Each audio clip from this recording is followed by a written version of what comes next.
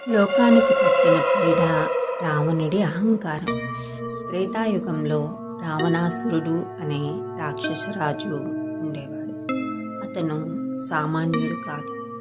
10 తలల తెలివితేటలు, శివుణ్ణి మెప్పించిన భక్తి, ముల్లోకాలను గెలిచిన శక్తి అతని సొంతం. బ్రహ్మదేవుడి నుంచి ఒక వింతైన వరం పొందాడు. దేవతలు, గంధర్వులు, యక్షుల వల్ల నాకు చావు ఉండకూడదు అని. కానీ అహంకారంతో మనుషులను, వానరులను తక్కువగా చూసి వారి గురించి వరంలో అడగలేదు. ఆ అహంకారంతోనే మునులను హింసించడం, ప్రకృతిని శాసించడం మొదలుపెట్టాడు. లోకం రావణుడి ఆగడాలతో విలవిలలాడిపోయింది. అయోధ్యలో ఆశ పుత్రకామేష్టి యాగం. మరోవైపు సూర్యవంశపు రాజు దశరథ మహారాజు బిడ్డలు లేక బాధపడుతున్నాడు.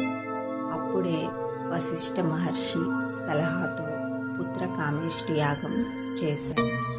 ఆ యజ్ఞగండం నుండి అగ్నిదేవుడు ఒక దివ్యమైన పాయస పాత్రను అందించాడు.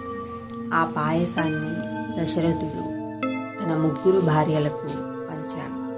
సరిగ్గా చైత్ర శుద్ధ నవమి నాడు పునర్వసు నక్షత్రంలో కౌసల్యాదేవికి శ్రీరాముడు జన్మించాడు. అదే సమయంలో కైకేయికి భరతుడు, సుమిత్రకు లక్ష్మణ, శత్రుఘ్నులు జన్మించారు.